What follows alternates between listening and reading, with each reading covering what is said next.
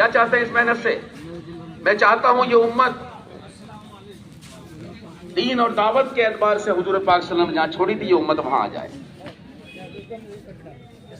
اور دوستو اس فکر پر جو اٹھایا ہے اور اللہ کا فضل ہے ساری دنیا میں اللہ نے بات پہنچا دی ہے. کوئی ملک اور کسی ملک کا کوئی خطہ نہیں بچا جہاں اللہ کا شکر ہے ہماری جماعتیں نہ پھر رہی ہوں یا پھری ہوں اور اس محنت کے کرنے والے نہ ہوں. یہ اللہ کا بڑا فضل ہے. لیکن دوستو یہ تو فضل ہے، شکر ہے اس پر جو ہو گیا ہے، لیکن جو باقی ہے وہ بہت زیادہ ہے، بہت زیادہ ہے. تو میری تمہاری فکریں اور میرا تمہارا یہاں جمع ہونا اس پر ہے کہ یہ دوبارہ سے امت جو ہے پوری امت اس پر کیسے آ جائے. لیکن یہ نہیں ہوگا جب تک کہ ہر ایک کی فکر یہ نہ ہو کہ ہمیں امت بنانی ہے، امت تیار کریں. امت بنانے والے امت بنانے پر ساری قربانیاں لگا دیتے ہیں اور امت پہ کہیں جھٹکا لگے، کہیں امت کو نقصان پہنچے تو امت بنانے والے بے چین ہو جاتے ہیں، پریشان ہو جاتے ہیں. جب تک یہ دوبارہ سے جو ہے وہیں نہ پہنچ جاوے امت جہاں سے اس کو جو ہے نقصان پہنچایا گیا ہے. تو اس لیے اس محنت سے اتنا بڑا کام مطلوب ہے کہ امت بنانا. اور امت نہیں بن سکتی جب تک کہ ہم میں سے ہر ایک کا جذبہ یہ نہ ہو کہ امت بنا، ہمارے اندر امت بنا. اس لیے فرماتے تھے مولانا یوسف صاحب رحمۃ اللہ، کسی ایک امتی کو بھی امتی نہ کہو، ایک امتی امت ہے. کہ وہ امت نہیں ہو سکتا جو پوری امت کو جوڑنے میں لگا ہو، وہ تو امت ہے کہ حضور پاک صلی اللہ علیہ وسلم تنہا کھڑے ہوئے اس محنت کو لے کر اور وہ سب تعریف کر رہے تھے، اچھا کہہ رہے تھے، امین کہہ رہے تھے، صادق کہہ رہے تھے، وہ ساری خوبیاں جو تھیں اس پر ان کی تعریف کیا کر رہے تھے آپ صلی اللہ علیہ وسلم کی. تو جیسے آپ دعوت لے کر کھڑے ہوئے، اس محنت کو لے کر کھڑے ہوئے، سب مقابلے پر آ گئے. یہ اچھی طرح سمجھ لیں. ہم کام کرنے والوں پر حالات کا آنا کوئی نئی چیز نہیں ہے اور کوئی ایسی چیز نہیں ہے جو ان سے جڑی بھی نہ ہو. کام کرنے والوں پر جو اکثر میں دیکھ رہا ہوں قرآنوں کا مجمع بیٹھا ہے کہ کام کرنے والوں پر اللہ تعالیٰ حالات لاتے ہیں اور اس میں ان کو پکانا اور اپنا تعلق دینا مطلوب ہوتا ہے. چاروں طرف سے حالات، اپنے بھی خلاف، پرائے بھی خلاف، خاندان بھی خلاف، سب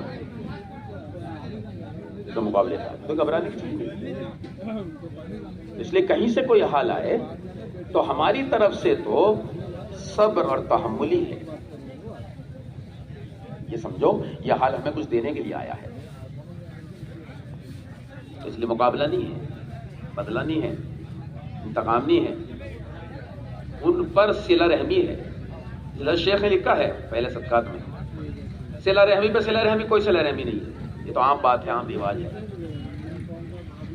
اس نے میرے ساتھ صلہ رحمی کری، میں نے اس کا صلہ رحمی کر. فرمایا قطع رحمی پر صلہ رحمی ہے. پوری سیرت کھڑی ہوئی کہ کس طرح سے جو ہے اپنی طرف آنے والے حالات پر آپ نے صبر کیا اور آپ کے صحابہ نے صبر کیا. 13 سال مکہ میں یہی ہوا ہے کہ کوئی انتہا نہیں چھوڑ رہے مشرکین مکہ تکلیف پہنچانے میں. آپ کے صحابہ جنہوں نے آپ کے ہاتھ میں ہاتھ دیا سب کو تکلیف پہنچایا اور آپ اس پر صبر کی تلقین کر رہے ہیں. صبر کرو، یہ سارا جو ہے بننے کا زمانہ ہے. ہمارے یہاں صبر ہے. اس لیے حضرت مولانا صاحب رحمۃ اللہ ایک عام زبان میں فرماتے تھے کوئی تم سے بھیڑے تم اس سے نہ بھیڑو، تم اسے اللہ سے بھیڑا دو. ہاں، کوئی تم سے مقابلہ کرے تم اس سے نہ کرو، تم اس کو اللہ سے بھیڑا دو. کیا مطلب کہ کوئی تمہارے سامنے آئے تو تم اس پہ صبر کرو، گویا تم نے اس کو اللہ سے بڑھا دیا. سکون. حالانکہ ابھی بھی ہم اس کے لیے خیر خواہی چاہیں گے. ہاں، اس کا مطلب یہ نہیں کہ ہم اس کا برا چاہ رہے ہیں اس لیے اللہ سے بڑھا دیا اس کو ہم نے صبر کر کے. نہ، اب بھی ہم صبر بھی کریں گے اور اس صبر پر اس کے لیے ہدایت کی دعا بھی کریں گے، اس کی خیر خواہی چاہیں گے. اس میں اللہ راضی ہوں. ہاں، دونوں لوگ جنہوں نے سب سے زیادہ تکلیف پہنچایا آپ صلی اللہ علیہ وسلم عہد کے اندر، جیسا کا حل دیکھ کر افضل رضی اللہ عنہ کا کتنا علم والا نبی رو دیا اس عہد کے میدان میں. سب کے رونے والے رونے والیاں ہیں, میرے چچا کوئی رونے والا بھی نہیں ہے, اور آپ رو دیے وہ ہاتھ دے کے چلے. ان دونوں نے, وحشی نے اور ہند نے جو حال کیا تھا, ان دونوں ذمہ دار تھے, ایک نے کرایا اور ایک نے کیا. فتح مکہ کے موقع پہ دونوں کو جنت میں لے جانے کے لیے ہمارے نبی کا ہمارے نبی یہ اخلاق ہے کہ داعی جو ہوگا وہ تو ہر حال میں جو ہے صبر بھی کرے گا اور سامنے والوں کی ہدایت بھی چاہے گا, تکلیف پہنچانے والوں کی ہدایت بھی سمجھتا. کیوں کہ اب تمہارا تم نے صبر کیا ہے, تمہارا اللہ سے تعلق بنا ہے, اس کا استعمال کرو اس سامنے والے کی ہدایت کے لیے. اب اس کے لیے بدلہ نہیں جانا کہ اللہ تعالیٰ کی مٹے نا کہ اللہ اس کو ہدایت دے. ہمارا کہیں سے کہیں تک میں مقابلہ نہیں, بدلہ نہیں, بلکہ صبر ہے کہ صبر کے ساتھ. تو اس پر جو سامنے والے ہوں گے بس وہ ایک حد تک جاتے ہیں, پھر وہ سوچنے مجبور ہو جاتے ہیں کہ کیا ہو رہا ہے, ہم کیا کر رہے ہیں, کیا کر رہے ہیں. اس لیے سب کو لے کے چلنا ہے کیونکہ امت بنانی ہے نا. جب امت بنانی ہے تو سب ہمارے ہیں. تکلیف پہنچانے والے تو ہیں, یہ ہمارے اپنے تو ہیں ہی ہیں, تکلیف پہنچانے والے بھی ہمارے ہیں, کیونکہ سب مل کے امت بنے گی. تو کوئی کھانا نہیں ہے کہیں تک, امت تو اس پہ بنے. سب کو جب سب کو لے لیں تو ہمیں سب کو لینا ہے.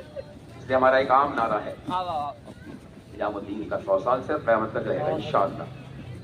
سب ہمارے ہم سب, سب ہمارے ہم سب, سب ہمارے ہم سب. یہ جذبہ ہمارا سب کو لے لیں. کوئی کچھ بھی سمجھتا ہے وہ اس کا اللہ کا معاملہ ہے, ہم تو سب کو اپنا سمجھیں,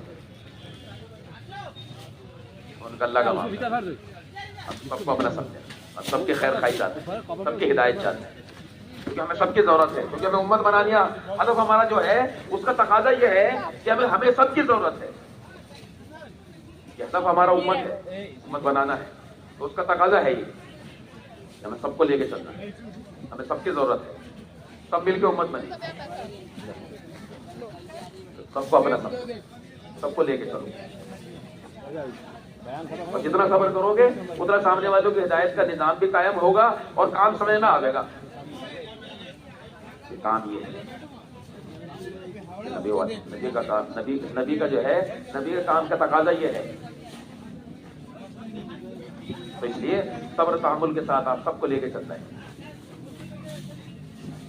یہاں تک کہ مدینے میں منافقین جو کھلم کھلا منافق ان کو بھی لے کے چلنا ہے. یہ بھی ہمارے, ان کو بھی الگ نہیں کیا جائے گا, ان کو بھی نکالا جائے گا. نکالنا نہیں ہمارے ہیں, اخراج نہیں ہمارے ہیں. معذور تو ہو جائے گا, معذور نہیں, معذور ہو گئے کوئی بات نہیں.